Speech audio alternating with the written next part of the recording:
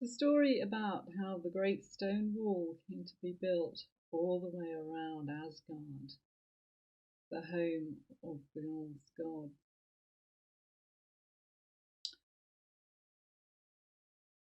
When a man came to Asgard and offered to build a high stone wall to protect the Aesir from the giants, it seemed like an offer too good to refuse. And the gods really weren't sure about this. Perhaps there was some trickery. But Loki said, "A high stone wall will keep us safe from the trolls and the ice giants when when Thor is away. We can make a bargain with the builder that he will not be able to get out of."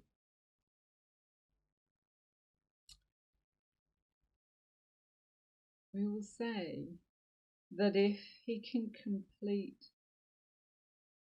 the wall in less than one season, then we will pay him. But if it takes him longer, and if the wall isn't completed by the first day of summer, we will owe him nothing.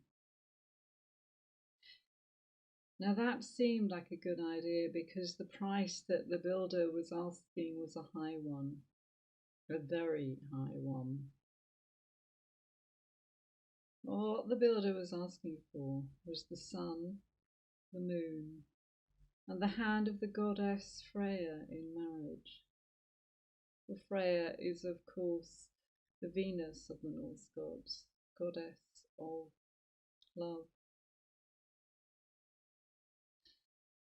So the builder set to work, and the only help that he had was from his fine stallion, Svartalfari, and the two of them worked and worked and worked. And Svartalfari could haul enormous amounts of stone, and the builder could work at a great pace. And winter was drawing on, winter was drawing to a close. The gods were beginning to look at Loki. If we lose the sun, and if we lose the moon, and if we lose our beautiful goddess Freya, it will be your fault, Loki. For this is not an ordinary mortal man. There is some magic afoot here. That is not an ordinary stallion. There is something strange here. No horse should be able to haul stones in the way that he does. There were but 2 days left to go, and there was less than 2 days' work for the wall to be completed, and no one wanted to lose the sun or the moon, or indeed the goddess Freya. Well, she certainly didn't want to be married to this strange man, if indeed man he was. Just as time was running out, the horse, Svartalfari, disappeared. He ran off, following a young mare. And the gods were confused by this, and Loki was nowhere to be seen. Perhaps they guessed who the mare really was, or perhaps they didn't. Well, the really important thing was that without his fine stallion, the builder couldn't haul enough stone to complete the wall. So by the first day of summer, there were some stones left unfinished. And so the gods achieved a great wall around Asgard, for which they paid nothing. But the rage of the builder was unparalleled. And with his rage he grew and he grew, and revealed himself in his true form as being, as of course you've probably already guessed, as being a giant.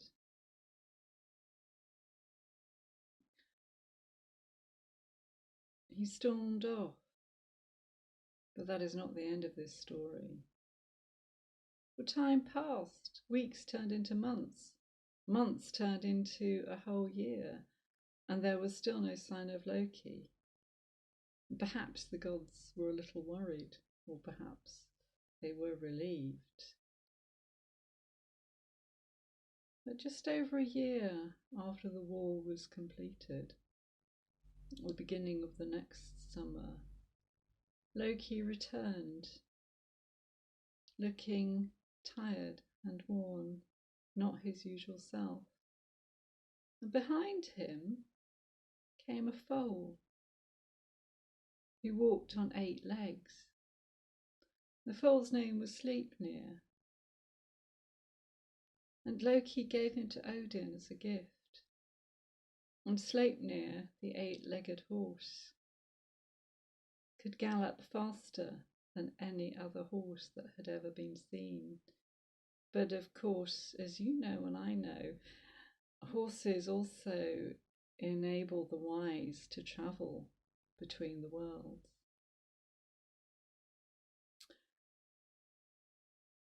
Tyr, Frey, and Freya never asked Loki, because they already knew the answer as to where he had spent that whole year. For the price that Loki had paid to draw the stallion away from the wall and save the sun, the moon, and the goddess Freya had been a high one. For as a mare, he had become pregnant and had given birth to the 8-legged foal. In terms of sheer, amazingness, the Norse stories really, you can kind of hear yourself saying, so Loki shapeshifted into a mare and gave birth to a foal.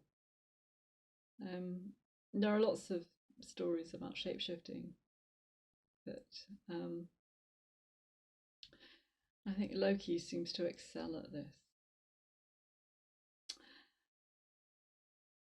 Loki had various children with the giantess Angrboda.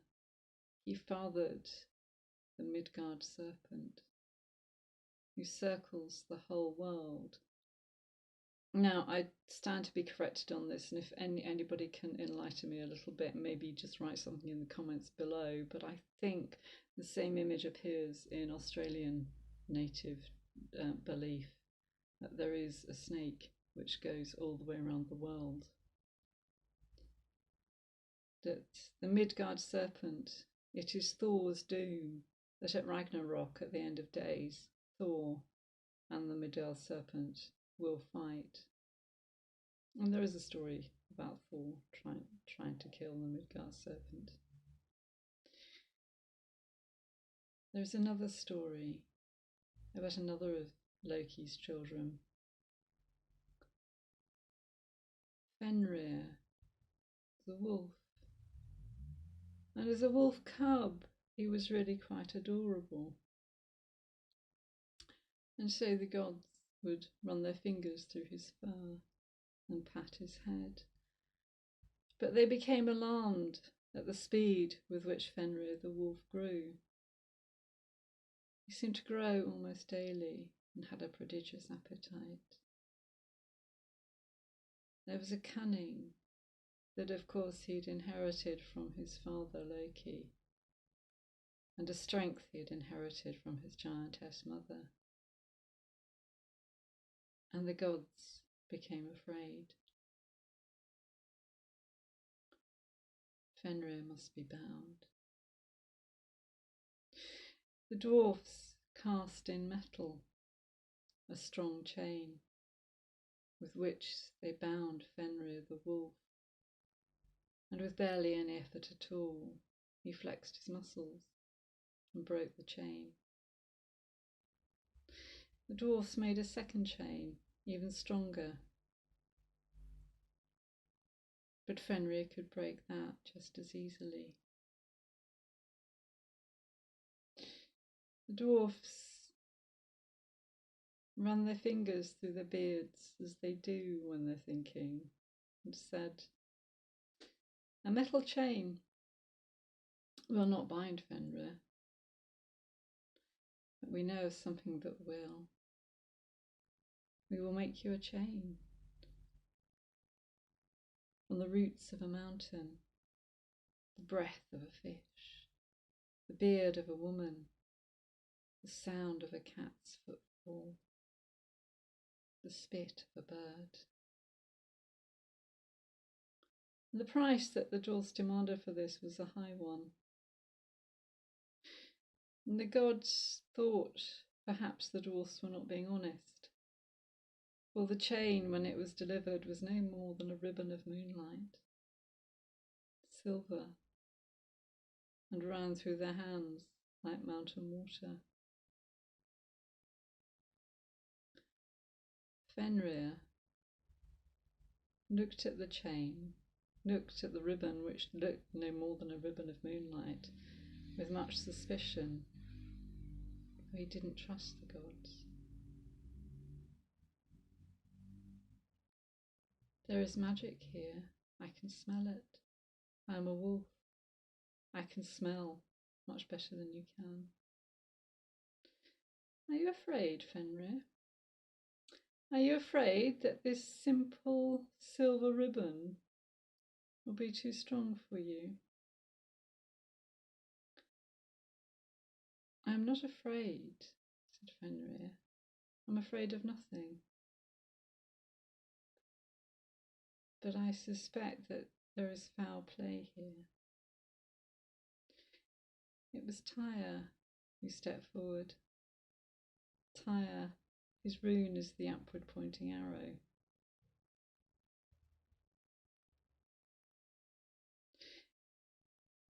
"If you consent to be bound with this thin ribbon, Fenrir, I will place my hand in your mouth. If you cannot break this chain, you may have my hand." And Fenrir, respecting the offer, agreed to this. So he opened his mouth, and Tyr, who was usually referred to as god of war, placed his right hand in the wolf's powerful jaws, and the gods bound him with the silken ribbon made from all those impossible things, like the sound of a cat's footfall. And when Fenrir found that indeed he couldn't break the magical chain, Tyr nodded, and Fenrir snapped his jaws, and off came Tyr's right hand, which is why Tyr is always portrayed as simply having a stump where his right hand used to be. But in the time that it took for Fenrir to open his mouth to spit out the hand, Tyr managed with his left hand to wedge his sword in Tyr's open gape. So Fenrir waits for Ragnarok, for the end of days, with the sword wedged in his jaws and a chain keeping him bound.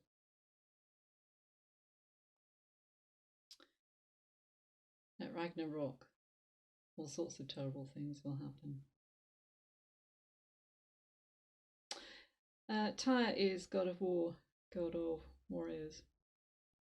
That image of a man voluntarily offering a right hand occurs time and time again. It occurs in many, many stories. In the King Arthur legend, it's Bedivere, or Bedwyr, who was Arthur's foster brother. It's a warrior's injury to lose your right hand. Shakespeare uses it in Titus Andronicus. Titus agrees to have his right hand cut off in a futile attempt to save his son's life. The other thing in Titus Andronicus is, of course, Titus' daughter having both her hands cut off. It's an interesting thing that image turns up in stories time and time again. In one of the Grimm's folk tales, they didn't call them fairy stories, they called them folk tales. The miller's daughter loses both her hands. Something about that. Anyway, if a builder offers you a deal that sounds as if it's too good to be true, do be careful. And do enjoy the Norse stories, even though they are strange, I think, beyond compare. There we are. Everything demands sacrifice.